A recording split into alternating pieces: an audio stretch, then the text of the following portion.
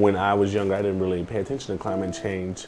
But after the hurricane, it definitely, I was kind of like, this could happen at any moment. We have to take care of this country. I said this country. Forget this country. We need to take care of this world, because clearly, with the crazy thing that's been happening recently, all these hurricanes, earthquakes, everything. We need to take better care of our earth. So Paul, can you describe your dad? He's just like me.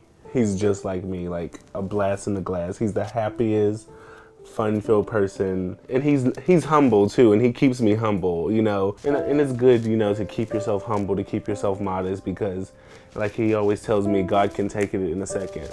So, cherish what you have while you have it.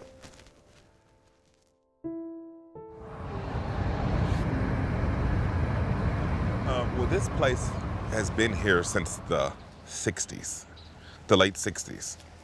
Of course, I wasn't born. I was born in '76, but this place has always been here, and everybody that grew up here in Galveston knows Selena's Blue Room. It's called Selena's Blue Room. Miss Selena, she was very accepting. Her and her daughter, they were very accepting, open arms. They made everybody feel welcome when they came in, as long as you didn't start no problems. So when I came out, the sign, her original sign, Selena's Blue Room, had broken and had flown in our yard. That's the first thing I noticed when I came outside the next morning before we left out. The first thing I noticed, I looked and I seen that sign, and that sign was laying right there in the middle, right in front of that truck. And that sign had been up there over 40 years. We were just sitting on the porch long enough until it was unbearable to sit there.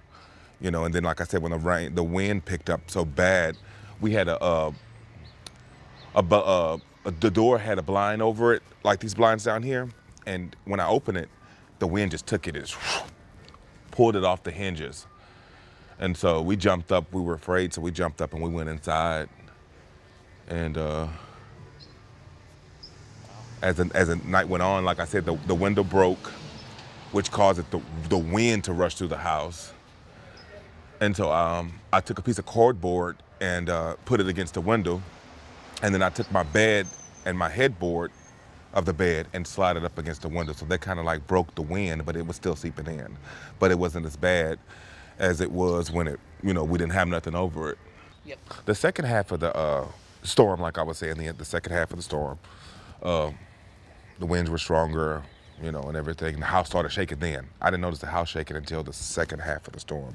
Most people had 3 foot of plywood taken out of their places. Everywhere you would go in town, every house, every business, you'll ride by, you'll see where they had cut out like 3 foot of plywood. I guess they were, reconstructing and trying to save their property because they had a real bad problem with mold. The island had such a big stench to it, real big stench. I mean, you could walk out your front door, you could probably sit in the house and smell it. And I realized that the stench was from people's refrigerators. One thing I could say public housing did is that they went in there and they start pulling those refrigerators out, sitting them outside on the sidewalk and stuff in front of the property. Stench, oh my God, it was such a nasty stench. It's like the stench of decaying meat or like a decaying body or whatever. Some of the sand or whatever had came onto the island. And when the water resided, the mulch was about this thick all over the streets. We knew that Baha'i was evacuating. And I remember FEMA telling us, hey, y'all not gonna have lights for about 17 days. And I was like, we gotta go. I can't do it without no lights.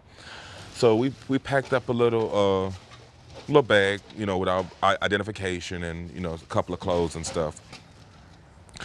And so we left here, hit Broadway, got to Broadway right here. There's a big old boat sitting in the middle of in the median. We made it to Ball High School. This is 33rd. Ball High School is on 42nd Street, which is a little over 10, 11 blocks from here. So we made it to Ball High School.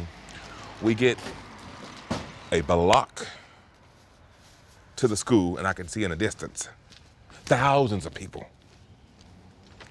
Kids crying, people without shoes, people in night clothes, people was distraught. And I told my boyfriend, my partner, I said, no, I can't do it. They were enforcing the look and leave because it was unsafe, it was inhabitable.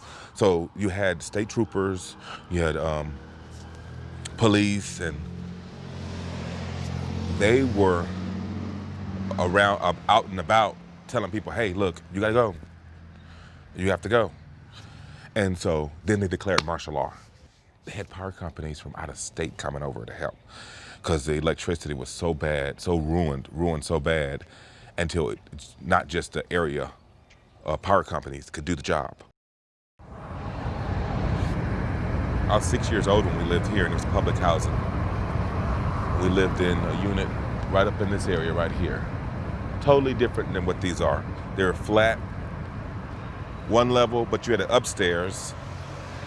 They were flat, but it wasn't built nowhere like this. Never thought that I would see public housing like this.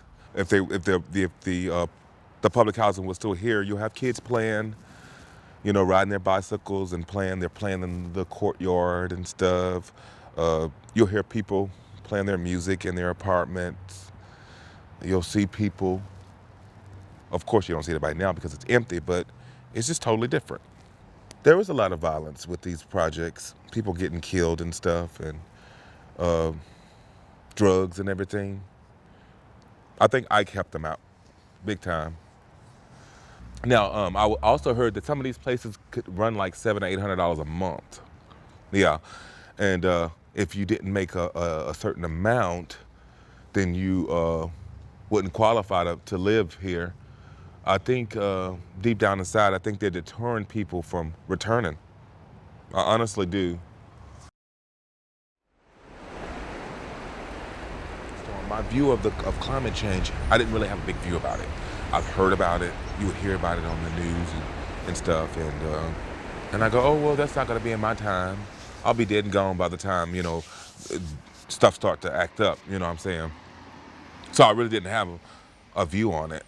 You know, when Ike hit, it really opened my eyes because it wasn't the wind that destroyed the island. It was the water that destroyed the island. And the water, for some reason, the water was, that was the highest water we've ever had here. Now, after Ike had passed, you know, my thoughts of climate change, I'm more thoughtful of it now. I pay more attention to it now, you know. Climate change is going to have to take everybody to fix it.